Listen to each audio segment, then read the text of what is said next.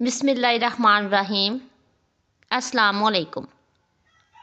حضرت علی رضی اللہ تعالیٰ عنہ شیر خدا نے یمن میں اپنے نمائندے کو خط لکھا اور اس سے درخواست کی کہ لوگوں کے ساتھ عدل و انصاف کے ساتھ پیش آئے، اور آخر میں اس سے چاہا کہ 10 لائق ترین اور اپنے معتمد افراد کو ایک خاص کام کے لیے حضرت علی رضی اللہ تعالیٰ عنہ کے پاس بھیجے۔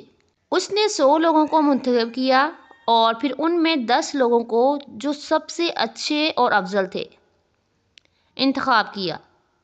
ان 10 لوگوں میں سے عبد الرحمن ابن ملجم مرادی بھی شامل تھا۔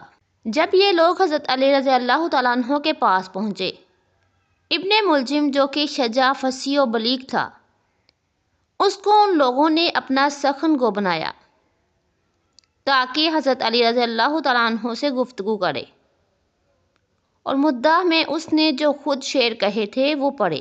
اس کی تمام باتوں میں ایک بات یہ تھی کہ ہم فخر کرتے ہیں، آپ فرما دیں ہم سب غلامی کریں، اور ہماری تلواریں آپ کے دشمنوں کے لیے آمادہ ہیں۔ امیر المومنین حضرت علی رضی اللہ تعالیٰ عنہ نے بعد میں اس کو اپنے پاس بلایا، اور حضرت علی رضی اللہ تعالیٰ عنہ نے فرمایا، تمہارا کیا نام ہے؟ اس نے کہا عبد الرحمن۔ تو حضرت علی رضی اللہ تعالیٰ عنہ نے فرمایا کہ تمہارے والد محترم کا کیا نام ہے؟ کہا کہ ملجم۔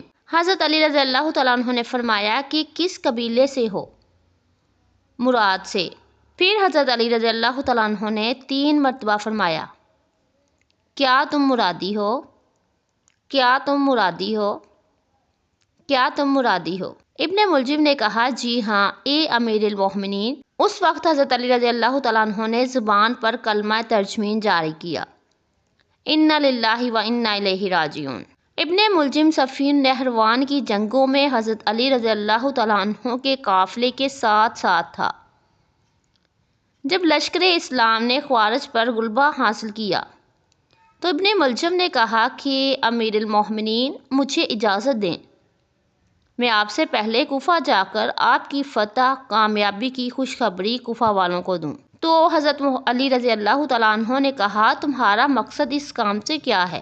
تو اس نے کہا کہ میں چاہتا ہوں کہ خدا مجھ سے راضی ہو جائے کہ حضرت علی رضی اللہ تعالیٰ عنہ کی کامیابی سے لوگوں کو خوشحال کروں۔ حضرت علی رضی اللہ تعالیٰ عنہ نے اجازت دے دی۔ اس نے ایک جھنڈا ہاتھ میں لیا، کوفہ کی طرف گیا، شہر میں داخل ہوا اور بشارت بشارت کی فریاد شہر میں گونجی۔ اس طرح وہ گلیوں میں سے گزر رہا تھا کہ قدامہ کے گھر کے پاس سے پہنچا۔ یہ بہت زیادہ خوبصورت، حسین و جمیل اور دولت مند عورت تھی، لیکن بدکردار فحاشہ عورت تھی۔ طبقات الکبریٰ پر ابن سعد لکھتے ہیں کہ جب قدامہ نے حضرت علی رضی اللہ تعالیٰ عنہ کی فتح کی خبر سنی تو ابن ملجم کو پکارا تاکہ وہ اپنے باپ اور بھائی کے بارے میں پوچھے۔ قدامہ اسے اپنے گھر لے گئی، عزت اور احترام کیا، مہمان نوازی کی۔ ابن ملجم پہلی ہی نگاہ میں اس کا عاشق ہو گیا اور اپنے دین و ایمان کو اس کے ہاتھوں میں بیچ دیا۔ قدامہ نے اپنے بھائی اور باپ کے بارے میں پوچھا جو سپاہ خوارج میں سے تھے۔ ابن ملجم نے کہا کہ وہ سب جنگ میں ہلاک ہو گئے ہیں۔ یہ خبر سنتے ہی وہ رونے لگی۔ ابن ملجم اس خبر کو دینے پر پشیمان ہوا۔ قدامہ تھوڑی دیر بعد اٹھی اور دوسرے کمرے میں گئی، اپنے آپ کو آرائش و زینت سے سنوارا اور واپس آئی۔ اس کو دیکھ کر ہی ابن ملجم کا دل لرز گیا۔ ابن ملجم جو شہوت نفسانی میں اسیر اور اپنے اختیار کو ہاتھ سے دے بیٹھا تھا۔ قدامہ نے کہا کہ اگر مجھے چاہتے ہو تو میرا مہر بہت زیادہ ہے۔ ابن ملجم نے کہا، جتنا بھی ہوگا قبول کروں گا۔ قدامہ نے کہا، وعدہ ہے، کچھ پیسے، جواہرات اور مشک، عنبر و عطر وغیرہ۔ تو ابن ملجم نے کہا کہ اس کے علاوہ اور کچھ؟ قدامہ نے کہا، بہت سخت۔ پھر وہ اٹھی اور کمرے سے گئی اور اپنے آپ کو دوسری شکل میں آرائش کی اور واپس آئی۔ ابن ملجم جو جنون کی حد تک پہنچ گیا تھا کہا کہ اور کیا چاہتی ہو؟ قدامہ نے کہا کہ حضرت علی کا قتل۔ ابن ملجم ایک دم لرز اور پریشان گیا۔ اس سے اگلے دن ابن ملجم کو خبر ملی کہ یمن میں اس کا باپ اور چچا مارے گئے ہیں اور اب وہ اپنے باپ اور چچا کی وراثت کا اکیلا مالک ہے۔ یہ سنتے ہی ابن ملجم روانہ ہوا تاکہ بے تحاشا دولت لا کر قدامہ کے قدموں میں ڈال دے۔ وہاں پہنچ کر اس نے سب جائیداد کو فروخت کیا اور مال و دولت لے کر چل پڑا۔ راستے میں اس کو ڈاکوؤں نے لوٹ لیا اور وہ سارا مال لے کر چلے گئے۔ ابن ملجم جنگل میں سرگرداں تھا، لیکن تھوڑی دیر بعد ایک قافلے سے جا ملا اور ان کے ساتھ ہم سفر ہو گیا۔ قافلے میں وہ دو شخص کا دوست ہو گیا۔ ان دونوں کا تعلق والد سے تھا۔ ان لوگوں نے کہا کہ ہم نے عہد کیا ہے کہ علی معاویہ اور عمر و عاص کو قتل کریں گے، اور اس گروہ کا نظریہ یہ تھا کہ یہ تینوں لوگ مسلمانوں کے درمیان اختلاف کا سبب ہیں۔ چنانچہ عبد الرحمن نے قبول کیا کہ وہ حضرت علی کو شہید کرے گا۔ وہ کوفہ پہنچا اور سیدھا قدامہ کے گھر گیا۔ یہ فحاشہ اور خود فروش عورت اس کے لیے شراب لائی اور ابن ملجم مست ہوا اور پھر قدامہ کے پاؤں پر گرا اور اس کی وصال کی خواہش کی، لیکن قدامہ نے کہا جب تک حضرت علی کو شہید نہیں کرو گے تب تک ایسا نہیں ہو سکتا۔ ابن ملجم جو مجنوں پاگل ہو گیا، اس نے کہا ابھی جاتا ہوں اور حضرت علی کو شہید کرتا ہوں۔ قدامہ نے کہا کہ اس طرح نہیں، بلکہ قتل کے لیے مقدمات ضروری ہیں۔ اس نے ابن ملجم کی تلوار لی اور کچھ پیسے دے کر اسے تیز کرنے کے لیے دیا اور پھر کچھ درہم دے کر اس تلوار کو زہر آلود کرنے کے لیے دیا۔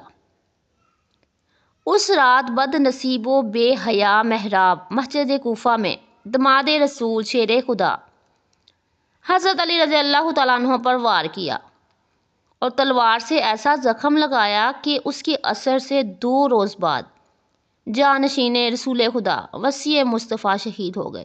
کوفہ میں قہرام مچ گیا۔ ابن ملجم کو گرفتار کر لیا گیا۔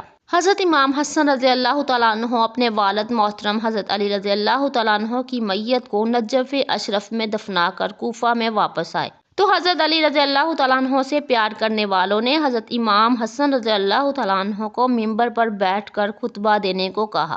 حضرت حسن رضی اللہ تعالیٰ عنہ ممبر پر بیٹھ گئے۔ حضرت امام حسن رضی اللہ تعالیٰ عنہ اتنے زیادہ غمگین تھے کہ آپ رضی اللہ تعالیٰ عنہ سے بولا ہی نہیں جا رہا تھا۔ حضرت امام حسن رضی اللہ تعالیٰ عنہ جب تھوڑے پرسکون ہوئے تو آپ رضی اللہ تعالیٰ عنہ نے کھڑے ہو کر بڑے جوش سے ایک خطبہ دیا۔